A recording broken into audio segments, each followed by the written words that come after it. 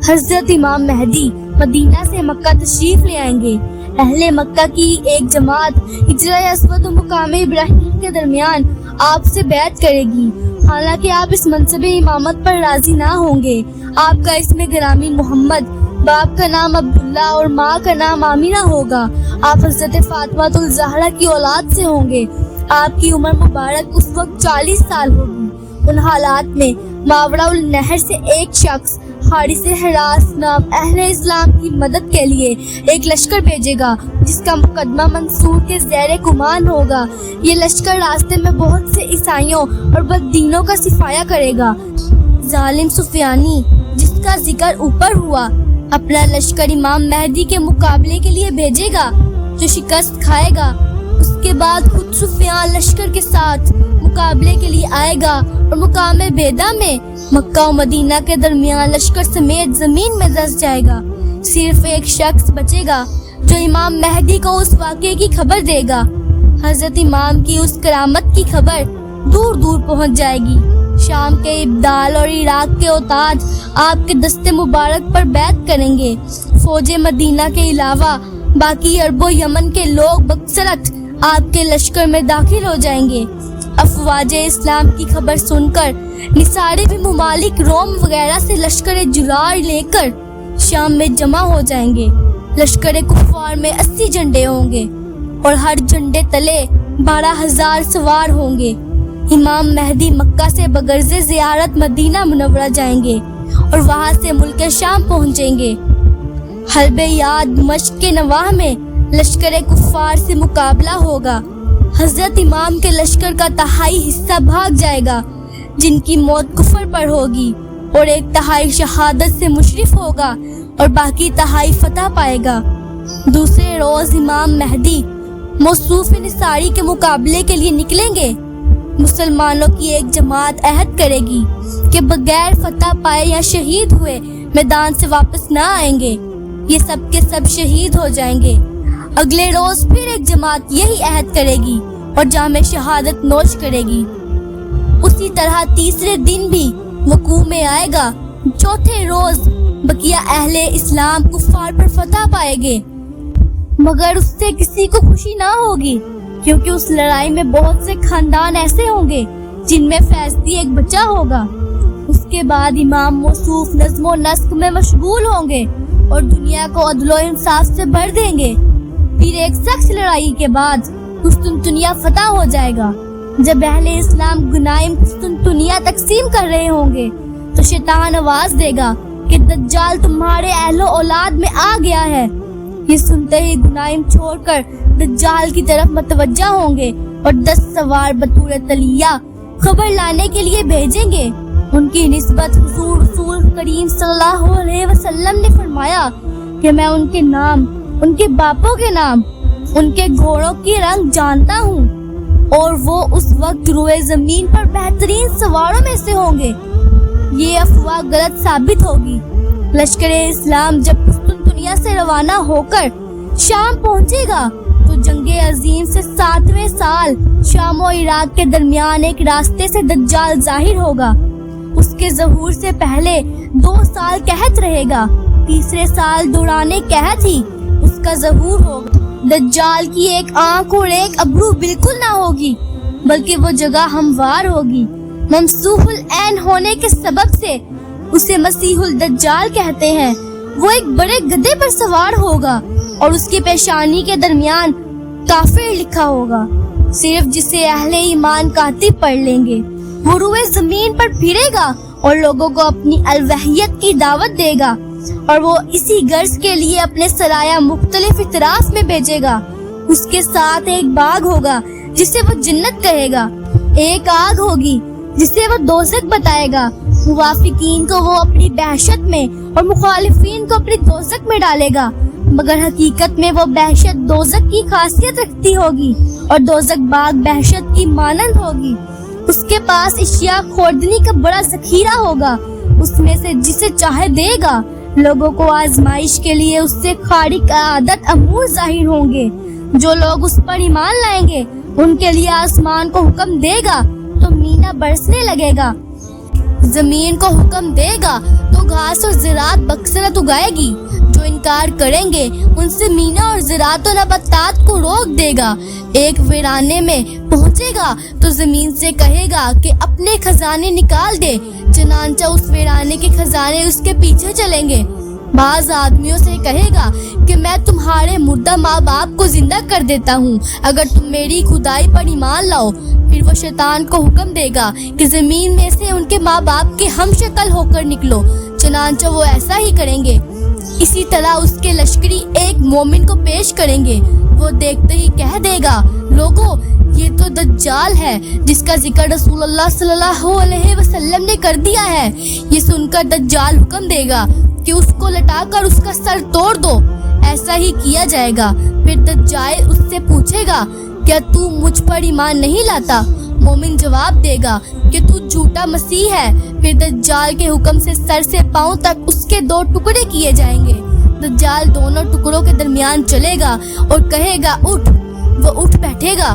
دجال کہے گا کیا تو مجھ پر ایمان لاتا ہے؟ مومن جواب دے گا اب تو مجھے خوب یقین ہو گیا کہ تو جھوٹا دجال ہے. اور کہے گا اے لوگو میرے بعد یہ کسی اور سے ایسا نہ کر سکے گا.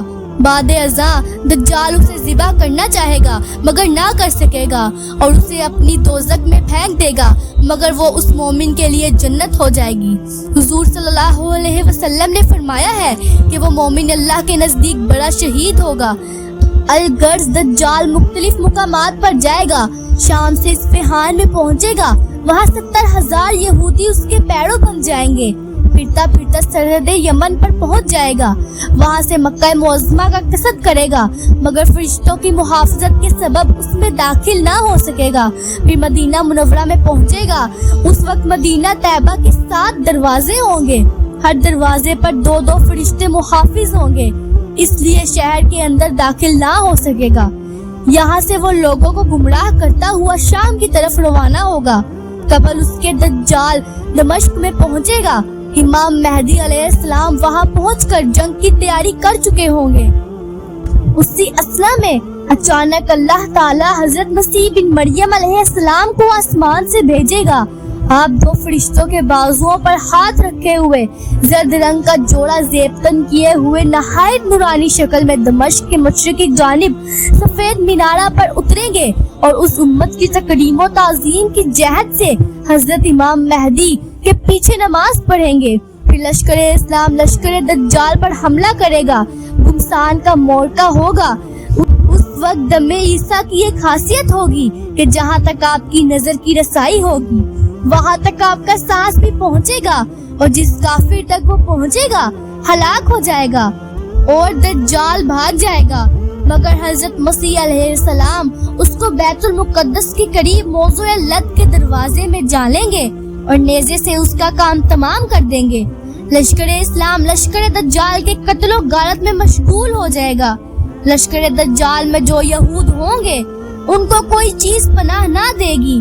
یہاں تک کہ رات کے وقت اگر کوئی یہودی پتھر یا درخت کی آڑ میں چھپا ہوگا تو وہ پتھر یا درخت بول اٹھے گا کہ یہ یہودی یہاں ہے, اس کو قتل کر دو.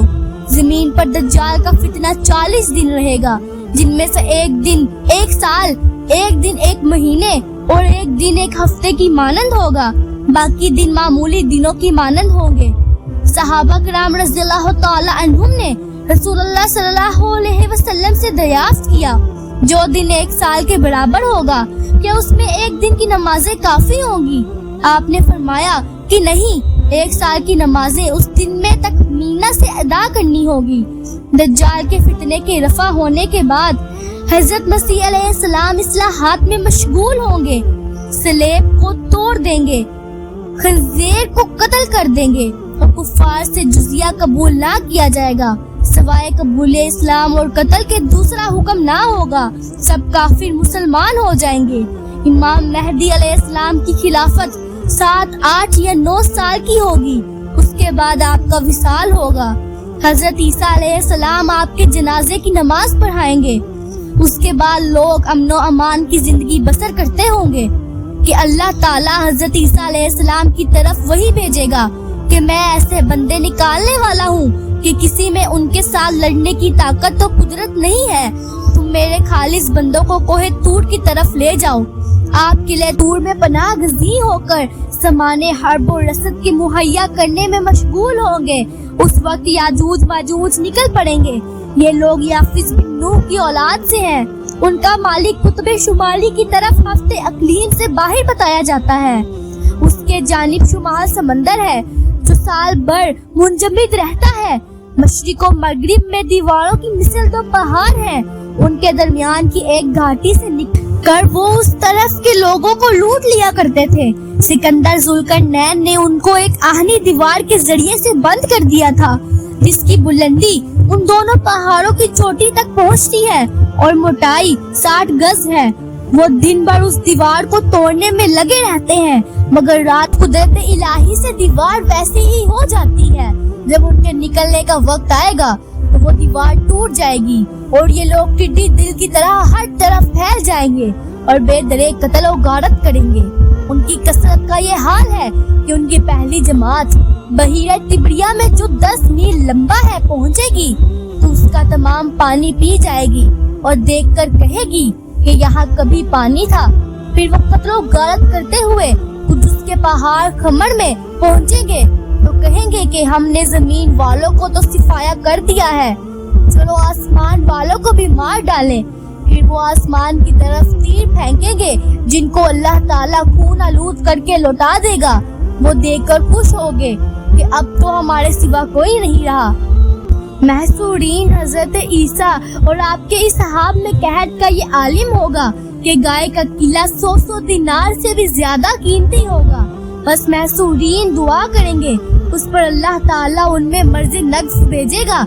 ये एक दाना होता है जो ऊंट और भेड़ और बकरी की गर्दनों में निकलता है और ताउन की तरह हलाक कर देता है। उस मर्ज में याजूज और मजूज यकबारगी हलाक हो जाएंगे। ये फिर हजरत ईसा अलैहिस्सलाम और आपके सहाब मैदान की तरफ आएंगे और जमीन में एक बादशाह भर जगह ऐसी ना पाएंगे जो उनकी चर्बी और गंदगी से पूर्ण ना हो। फिर आप माई सहाब दस्ते बद्दुआ होंगे। अल्लाह ताला ऐसे परिंदे भेजेगा कि जिनकी गर्दनें शितरान बख्ती की मानंद लंबी होंगी। वो परिंदे उनकी लाशों को वहाँ फेंक देंगे जहाँ अल्लाह ताला चाहे। फिर अल्लाह ताला एक आलमगीर बारिश भेजेगा जिससे जमीन बिल्कुल साफ हो जाएगी।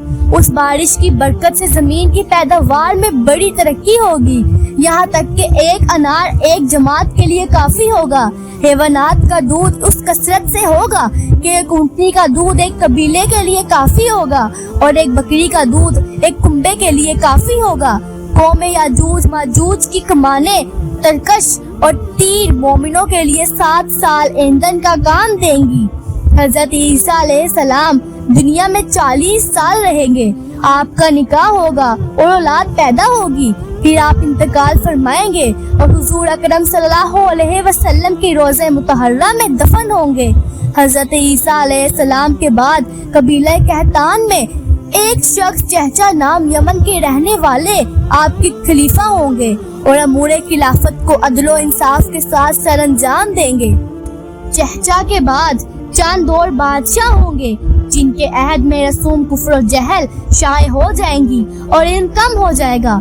उसी असना में एक मकान मुशरिक में और मगरिब में जमीन में धंस जाएगा जिनमें मुनकरीने तकदीर हलाक हो जाएंगे। उसके बाद एक बड़ा धुआं आसमान से नमूदार होगा जो 40 रोज रहेगा। उससे मुसलमान जुकाम में मुब्तला हो जाएंगे। काफिरों और मुनाफिकों पर बेहोशी तारी हो जाएगी। बाज एक दिन, बाज 2 दिन और बाज 3 दिन के बाद होश में आएंगे। उसके बाद माजुल हज में योमे नहर के बाद रात उस कदर लंबी होगी कि बच्चे चिल्ला उठेंगे। मुसाफिर तंग दिल और मवेशी चिरागाह के लिए बेकरार होंगे। यहाँ तक के लोग बेचैनी की वजह से नाला वजारी करेंगे और तौबा तौबा पुकारेंगे। आखिर 3 दिन 4 रात की मिकदार उस रात के दराज होने के बाद अज़तिराब की हालत में आफताब मगरिब से चांद ग्रहण की मानंद थोड़ी सी रोशनी के साथ निकलेगा। उसके बाद तौबा का दरवाजा बंद हो जाएगा और उस दिन आफताब इतना बुलंद होकर गुरूब होगा जितना कि चाश के वक्त होता है। फिर हस्बे मामूल मशरिक की तरफ से निकलता रहेगा। دوسرے روز لوگ اسی کا ذکر کر رہے ہوں گے کہ کوہ صفار زلزلے سے پھٹ جائے گا اور اس سے ایک عجیب شکل کا جانور نکلے گا جسے دابت الارض کہتے ہیں۔ وہ چہرے میں آدمی سے، گردن میں اونٹ سے، دم میں بیل سے، سرین میں ہرن سے، سینگوں میں باڑہ سنگے سے، ہاتھوں میں بندر سے اور کانوں میں ہاتھی سے مشابہ ہوگا۔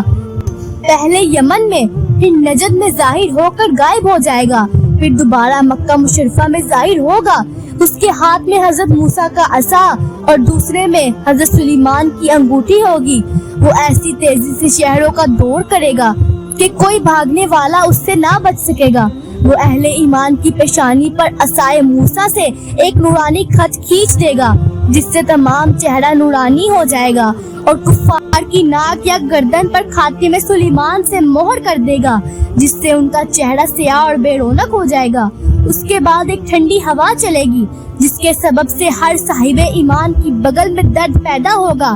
افضل فاضل سے، فاضل ناقص سے اور ناقص فاسق سے پہلے مرنے شروع ہو جائیں گے، یہاں تک کہ کوئی اہل ایمان باقی نہ رہے گا۔ بعد ازاں کفار حبشہ کا غلبہ ہوگا اور ان کی سلطنت قائم ہوگی۔ وہ خانہ کعبہ کو ڈھا دیں گے، حج موقوف ہو جائے گا، قرآن مجید دلوں، زبانوں اور کاغذوں سے اٹھ جائے گا، خدا ترسی اور خوف آخرت دلوں سے اٹھ جائے گا، شرم و حیا نہ رہے گی۔ آدمی گدھوں اور کتوں کی مانند دوستوں کے سامنے جمع کریں گے کہ کام کا ظلم اور رعایا کی ایک دوسرے پر دست درازی رفتہ رفتہ بڑھ جائیں گی، جس سے شہر و قصبات ویران ہو جائیں گے، قحط و وبا کا ظہور ہوگا۔ اس وقت ملک شام میں کچھ شرزانی ہوگی، دیگر ممالک کے لوگ اہل و عیال سمیت شام کا روانہ ہوں گے۔ اسی اثنا میں ایک بڑی آگ جنوب کی طرف سے نمودار ہوگی، وہ ان کا تعاقب کرے گی یہاں تک کہ وہ شام پہنچ جائے گی، پھر وہ آگ غائب ہو جائے گی۔ اس کے بعد 4-5 سال عیش و عشرت کے ساتھ غفلت میں زندگی بسر کریں گے۔ بت پرستی عام ہوگی، کوئی اللہ اللہ کہنے نہ ہوگا۔ یک جمعہ کے روز جو یوم عاشورہ بھی ہوگا، صبح کے وقت اللہ تعالیٰ اسرافیل علیہ السلام کو سور پھونکنے کا حکم دے گا۔ سور کی آواز کے صدمے سے تمام جہان فنا ہو جائے گا، زمین و آسمان ٹکڑے ہو جائیں گے، چاند، سورج اور تمام ستارے ٹوٹ کر گر پڑیں گے، دریا خشک ہو جائیں گے، آگ بجھ جائے گی، سوائے ذات باری تعالیٰ کے کوئی باقی نہ رہے گا۔ اس وقت تعالیٰ فرمائے گا، آج سلطنت کس کی ہے؟ پھر خود وہی جواب دے گا، اس ایک اللہ کی جو قہار ہے۔ ایک مدت کے بعد بارے دیگر نئے آسمان اور نئی زمین پیدا ہوگی، پھر حضرت اسرافیل علیہ السلام دوبارہ سور پھونکیں گے، اس کی آواز سے سب مردوں کے جسم دوبارہ وہی بن جائیں گے اور زندہ ہو کر قبروں سے اٹھیں گے۔ اس کو قیامت کہتے ہیں۔